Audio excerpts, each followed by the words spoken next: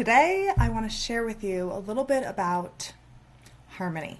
Harmony in relationship, in romantic partnership, in long-term relationship, and how to actually create harmony in your relationship. Because let's be honest, there's going to be conflict in your relationship. Yes, you can avoid the conflict, you can pretend that everything's okay, but if you want to have a really deep, intimate connection with your partner, you're going to have conflict because your emotions will come up.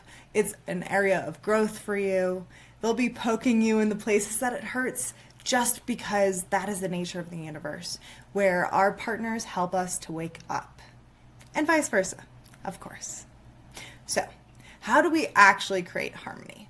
When we're in places of conflict, what do we do to come back to harmony and to come back into alignment with each other? So, something that my partner and I run into a lot. We've been in a relationship for 3 years. It has been a very intense 3 years, to the point where at the beginning of our relationship, it was pretty triggery all the time. We were moving through so much. And we're at a place where harmony is the norm in our relationship now. And so going from a place of turbulence and difficulty to harmony has been quite the journey. And these are the tips that I want to share with you today. So something that comes up for us a lot is the feeling that we are right, that one of us is right, that we need to be heard and validated that we are right. And of course, the other person disagrees, right? Otherwise there wouldn't be any conflict. It's like, oh yeah, we're both like agreeing that this is right. So something that really works in this situation is, first of all, keeping it from a lens of playfulness is the easiest way to move out of conflict. However, coming back to a place of lightness and not taking yourself too seriously can be really, really helpful in conflict. So in the you're right situation, I'm right, you're right, like we both think we're right. We're fighting for what's right. And we're getting all defensive. It's starting to build. If one of us can catch it and tell the other person, you're right, it changes the entire thing. Because all of a sudden it goes from a place of trying to convince the other person, trying to be heard, trying to be understood, trying to be validated. And it goes from I am right. Thank you for noticing. Yes, I am right. It's like it validates the pride in a really beautiful way so that you can actually release it and move through it. So if you catch that one where one person's just really pushing something home and they feel like they need to be understood, actually pausing to be like, you're right. That can shift the entire thing immediately. Another thing.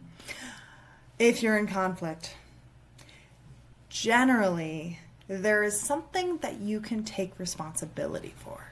So even if it seems like it is completely the other person's fault, that they did something wrong, that they are crunchy, that they're being grumpy, whatever it is, what can you take responsibility for in your own behavior and how you're showing up?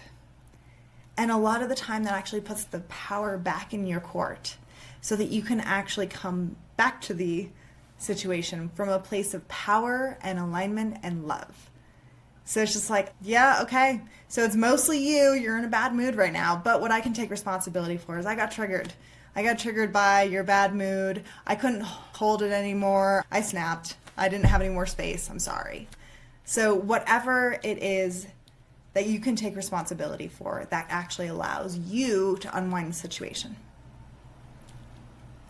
Another thing you can do is actually taking a pause. So if you're in the middle of a heated discussion and it feels like it's escalating and you're triggered, the other person's triggered, and it's gonna keep going in that direction, what you can do is be like, I need space right now.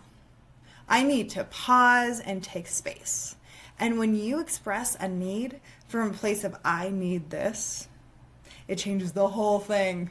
Everything shifts because it becomes about what you need and taking care of your own needs instead of blaming the other person and trying to have the other person fix it.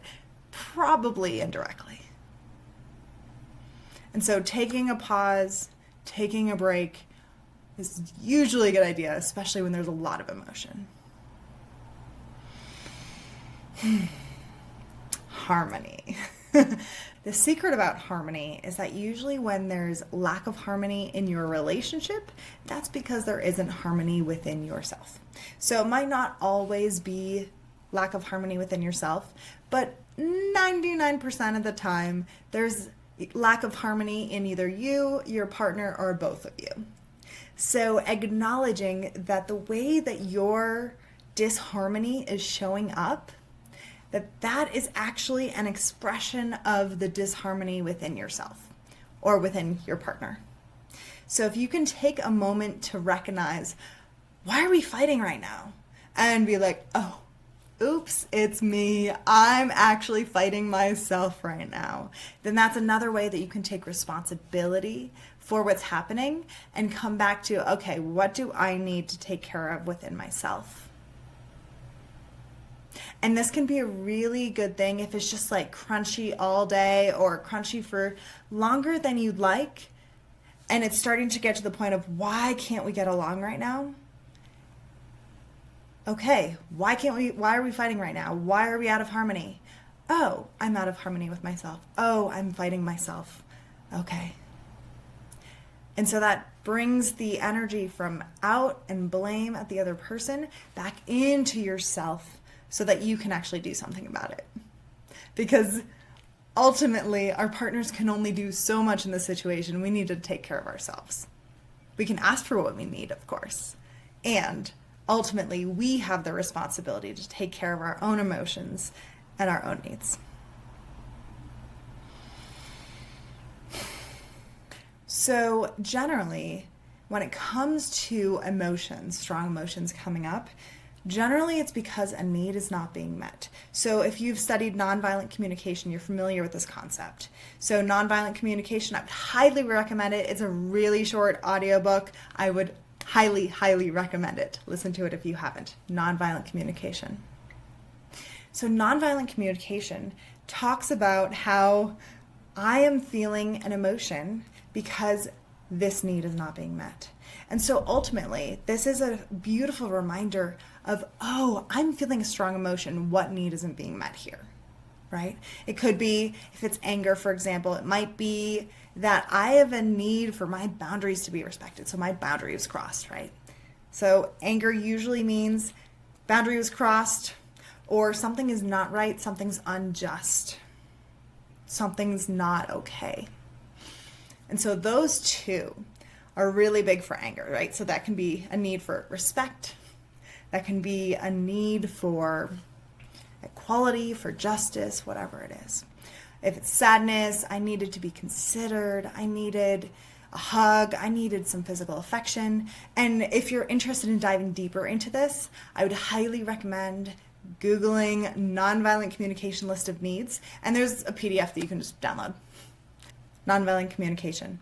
So taking that into conflict, when you're feeling emotions coming up, what need isn't being met for you? What need do you have?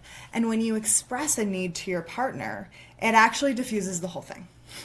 Because instead of the emotion being their fault, instead of it being directed at them, instead of it being something that's aggressive, it's something that you need. So you can actually take that back and be like, I'm feeling this because my need for X isn't being met. So it really brings it back to like, oh, I can do something about this. So one, you can do something about meeting your need, and two, the other person can do something about meeting your need.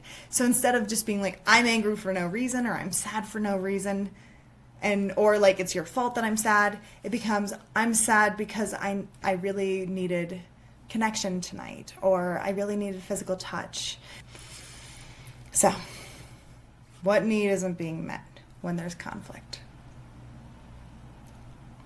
The other piece, when it comes to conflict and things starting to get heated, generally there are certain things that will help to alleviate the pressure. So, for example, for me, touch is such a game changer. When my partner touches my hand, puts her hand on my leg, creates some kind of physical connection, to me, it's a peace offering. It means I'm here with you, we're in it together, I'm holding your hand, I'm here with you, I'm touching you. And so I feel that connection and that closeness even when there's conflict. For her, it's really being understood and listened to. So she needs to hear that I understand her, that I am listening to her, that I am fully present in what she's saying, and that I'm taking it in. And so if she doesn't feel listened to, that actually increases the conflict. And not feeling connected to her, that increases it too, and I create walls. So knowing what your partner needs in order to feel more connected, even in the times of conflict, especially in the times of conflict, is an absolute game changer. Okay, last one I got for you. Coming back to being on the same team. So generally when we're in conflict, it becomes a pushing at the other person. We forget that they're actually on the same team, that they want harmony as well. There's a bump in the way, there might be a wall, it might be a large thing, and ultimately they want to come back to love, they want to come back to harmony. And so if you can actually remember, wait a second, I'm on your team. Let's pause for a moment. Let's work together on this. It can shift the dynamic as well because it goes from an adversarial relationship to a harmonious one, to a shared goal. So it's what are we actually trying to accomplish here rather than a fighting. So, big picture. How do we come back to harmony when there's conflict? What can you take responsibility for? Even if it's the other person's fault, what can you take responsibility for in this moment? What needs aren't being met? Actually allowing the other person to be right and doing it in a playful way of you're right. Taking space when you need it, saying, I need space right now, I need to cool down, I need to go feel this, give me a minute. And generally it feels better for both people because ultimately we both want to come back into harmony and out of the intense feelings.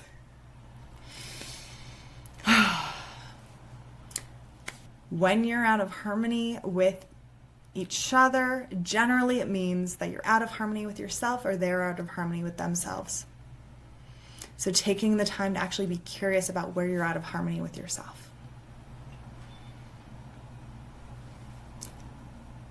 Giving the other person what they need in order to feel cared for and asking for what you need in order to feel cared for. And coming back to the same team. So that's it in a nutshell. Coming back to harmony in your partnerships. And I will talk to you soon. My name is Tracy Caldwell. Follow me below, like it, and I will keep posting juicy tidbits about relationship, about sacred connection, Tantra, sex, anything juicy. It's all fair game here. Thanks for watching. Have a beautiful day.